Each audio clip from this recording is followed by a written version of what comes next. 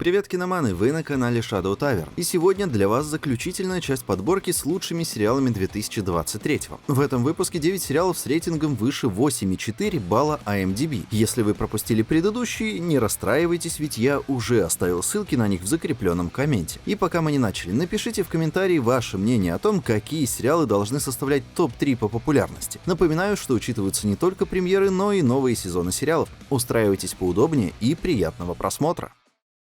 Барри Беркман — бывший солдат, который после возвращения с войны стал киллером. Убийство негодяев принесло ему удовлетворение, но не счастье. Он постоянно боролся с депрессией и одиночеством, пока не попал на урок актерского мастерства в Лос-Анджелесе. Там он впервые почувствовал себя живым и нашел новых друзей среди амбициозных актеров. Новое увлечение — это прекрасно, но что если совместить его со своей профессией? Это приводит к тому, что он оказывается втянут в жестокую войну между преступными группировками, которая угрожает не только ему, но и всем, кого он ценит. Сериал HBO «Барри» рассказывает историю человека, который пытается изменить свою жизнь, но не может избавиться от своего темного прошлого. Это история о вине, ответственности, выборе и последствиях. «Барри» некогда начинался как черная комедия, но постепенно в сюжете появлялось все больше и больше трагедий и драмы. Четвертый сезон стал одним из самых мрачных и печальных, но также и одним из самых захватывающих и увлекательных в истории телевидения. Исполнитель главной роли Билл Хейдер снял все 8 эпизодов финального сезона. Хейдер показал себя как талантливый режиссер, который умело смешивал разные жанры и настроения. Он создавал сцены, которые смешили, трогали и шокировали зрителя, и подарил достойное завершение известному сериалу.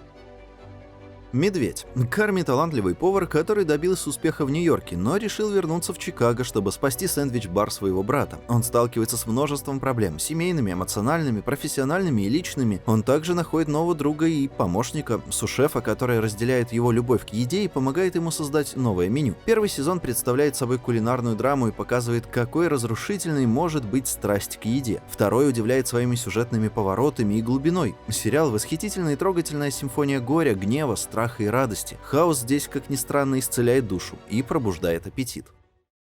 Чем мы заняты в тени? Если вы любите вампиров, юмор и телевидение, наверняка уже знаете этот сериал. Этот шедевр канала FX уже 5 сезонов дарит смех от истории о жизни вампиров Стейтен-Айленда. Каждый поражает новыми приключениями, персонажами и сюрпризами. По сути, концепция вампиров-мигрантов абсурдна, но за счет ее нестандартности и более чем серьезного подхода к ее воплощению, сериал воспринимается по-особенному. Юмор здесь такой же, как и в полнометражной ленте, сухой, быстрый, британский и местами темный. В отличие от большинства сериальных адаптаций, он не ставит своей целью заменить исходных персонажей и вместо этого качественно расширяет изначальную вселенную. Удивительная миссис Мейзел. Сюжет развивается в конце 50-х, начале 60-х годов. В центре Мириам Мидж Мейзел, молодая домохозяйка, живущая в Верхнем Вестсайде Манхэттена. У нее есть все, что нужно для счастья. Идеальный муж, 2 детей, элегантная квартира и славная семья. Но ее жизнь меняется, когда муж, начинающий комедиант, уходит к своей секретарше. Мидж напивается, идет в клуб, где выступал ее муж, выходит на сцену и открывает в себе невероятный талант к стендапу. Удивительная миссис Мейзел завершается 5-м сезоном, в котором создатели шоу совершили свой самый смелый эксперимент. Они показали 2 временных слоя: 60-е, когда Мидж только начинала свою карьеру комика, и 2000-е, когда она вспоминает свои успехи и неудачи. Этот прием вызвал разные реакции, но стал достойным завершением увлекательной истории о женщине, которая нашла себя в мире мужской комедии. Сериал создан Эми Шерман Паладино, автором сериалов «Девочки Гилмор» и «Балерины». Она создала эту комедию с четким видением будущего сюжета и постепенно его совершенствовала. Сериал получил множество положительных отзывов за свой остроумный юмор, живых персонажей, красочную атмосферу и потрясающий саундтрек. Непобедимый. За последние 10 лет экранизации комиксов и супергероев несколько наскучили зрителям. Большинство однообразны и клишированы, а зрители все чаще отдают предпочтение более реалистичным и мрачным проектам. Это мультсериал для взрослых, который не боится показать жестокость, насилие и откровенность на экране. В центре сюжета Непобедимого Марк Грейсон, подросток, который обнаруживает, что у него есть сверхспособности. Его отец Омни-Мен, самый могущественный супергерой на планете, который прибыл из другого мира, чтобы защищать Землю. Но у Омни-Мена есть свои тайны, которые Марк еще не знает, и они становятся ключевыми для непредсказуемого и шокирующего сюжета сериала. Второй сезон Непобедимого продолжает удивлять своей смелостью и новизной. Марк остается на Земле после того, как его отец Нолан покидает планету, громко хлопнув дверью на прощание, а Марк продолжает свое становление супергероем, встречая новых противников и преодолевая трудности. Голубоглазый самурай. Этот сериал от супружеской пары Майкла Грина и Эмбер Найдзуми поразил зрителей своей эпичностью и драматизмом. Сериал впечатляет своими захватывающими экшн-сценами, которые не уступают лучшим голливудским боевикам. Он уверенно проложил себе путь в топ лучших анимаций года, показывая, что этот жанр способен не только развлекать и шокировать, но и вдохновлять и трогать. Авторы создали одну из самых живых историй на экране. Действие разворачивается в 17 веке в Японии эпохи Эдо. Главная героиня Мидзу, воительница-изгой, которая получила голубые глаза, как наследие от насилия европейцев над ее матерью. Она не сломалась, а стала храброй и сильной, и ее цель — отомстить 4 белым мужчинам, которые уничтожили ее жизнь. «Последний из нас» — сериал от HBO, основанный на одноименной видеоигре студии Naughty Dog, которая вышла в 2013 году и покорила миллионы игроков своей историей о выживании в мире, пораженном эпидемией мутировавшего кардицепса и заполненным мутантами-кликерами. Сериал стремится сохранить дух и атмосферу оригинала, но при этом добавить свои новые детали и нюансы в сюжет, рассказывающий о путешествии Джоэла и Элли по разрушенной Америке в поисках спасения для человечества. В ролях Педро Паскаль, Белла Рэмси и другие талантливые актеры, которые отлично передают характеры и эмоции героев. И осторожнее, с 3-м эпизодом он полностью состоит из нетрадиционной лавстори, которая не особо-то и влияет на сюжет.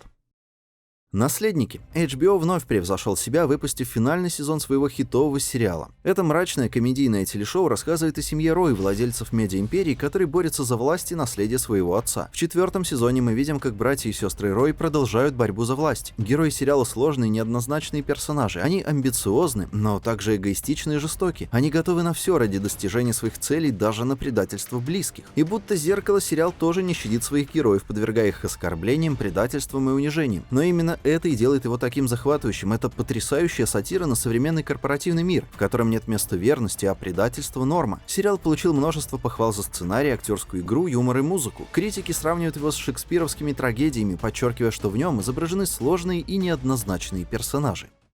И, наконец, «Рик и Морти». 7-й сезон стал неожиданным сюрпризом для поклонников анимационного сериала. Многие из них уже потеряли надежду на то, что шоу сможет вернуться к прежнему уровню, особенно после того, как Джастин Ройланд, соавтор, озвучивший обоих героев, ушел из сериала. Это могло стать его концом, но наоборот дало ему новый импульс. Рик и Морти получили новые голоса — Ян Кардони и Гарри Белден, и они отлично справились со своей задачей и сделали их еще более живыми и интересными. Сюжетные линии 7-го сезона также оказались сильными, в них было место и для юмора, и для драмы, и для размышления о важных жизненных вопросах. Были как замечательные самостоятельные эпизоды, так и увлекательные продолжения основной истории. В целом, 7-й сезон Рика и Морти стал одним из лучших в истории сериала, на уровне первых. Он доказал, что анимационные шоу могут оставаться свежими и интересными даже спустя множество лет. И это все на сегодня. Спасибо за просмотр. Не стесняйтесь делиться этим видео с друзьями, подписывайтесь на канал и нажимайте на кнопки под плеером. И не забудьте оставить в комментариях свой топ-3 сериалов этого года. И до встречи в следующем выпуске. Пока!